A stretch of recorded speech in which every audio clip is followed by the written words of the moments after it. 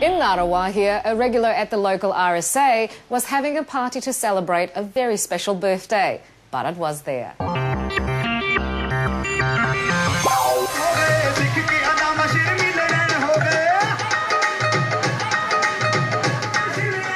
He's come a long way from being a scrap cutter on a farm near Tomaranui to retiring 15 years ago, and today is celebrating his 80th birthday with family and friends.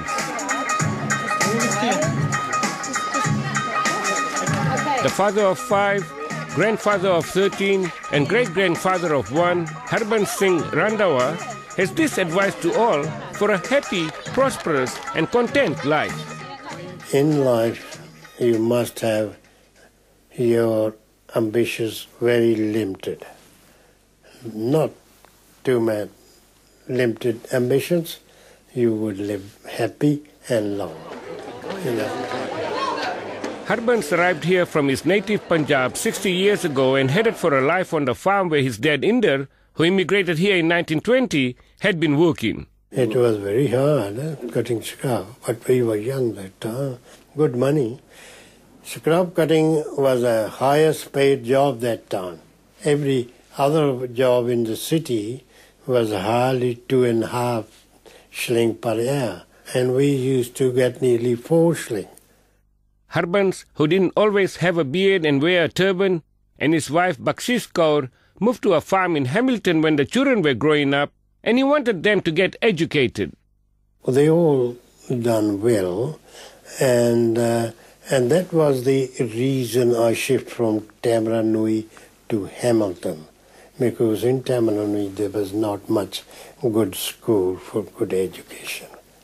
What a change it's been in a period of probably about 60 years, from coming from sort of living in sort of basic huts to sort of scrub cutting to a generation that grows up under no appreciation of that at all, but into a whole. Farm used to be hard work too, even harder than scrub cutting, because early morning you get up, in the late you still go, the milking, calving time, especially weather like this, you go out in the rain, it's a hell of a job. It was not easy job, you know. And you look at how much he had to go through for us as a family to be here and enjoy the fruits of his hard labour. You know, we are grateful. We are really grateful to what he's achieved and given to us as a family. It's an inspiration that I want to pass on to my son as well. Today's celebration also marks the 65th anniversary of their wedding, 21st birthday of a granddaughter, and birthdays of a son and daughter-in-law. I was talking to Mum, and she said, you know what? It's the first 65 years of marriage that are the hardest, and it's downhill from there. It gets really easy after. Forgive and forget.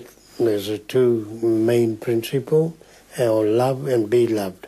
We've integrated nicely into both cultures. We can, I think that's something I can really attribute to Mum and Dad. We can move equally in our Punjabi culture and Kiwi culture. And I think the challenge for us, for our generation and our kids is going to be to be able to use that in the future as a real advantage. If they are able to use that, we can look back at our mum and dad and thank them for that. Now people accept that, multicultural society.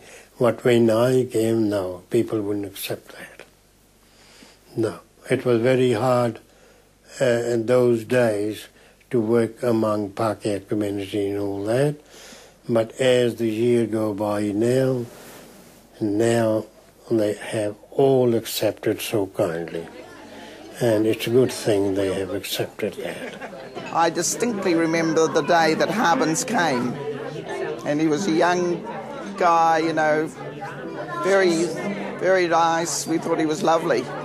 But we've kept in touch, you know, each place he's been, we keep in touch. The recipient of a Queen's Service Medal for services to the Sikh society and the wider Indian community, Harban Singh Randawa, wants new migrants into the country to have realistic expectations. Have a pioneer spirit in you.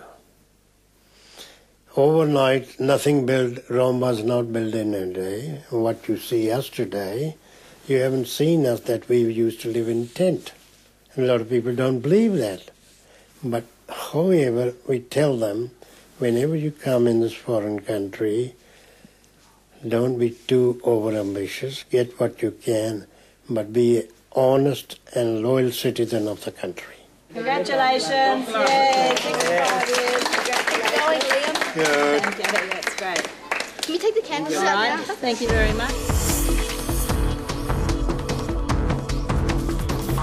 Well, that's all for this week. You can also watch our program online at www.tvnz.co.nz, keyword Asia Downunder.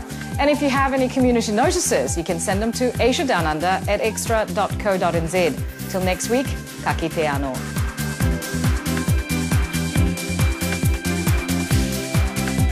This program was made with funding from New Zealand On Air.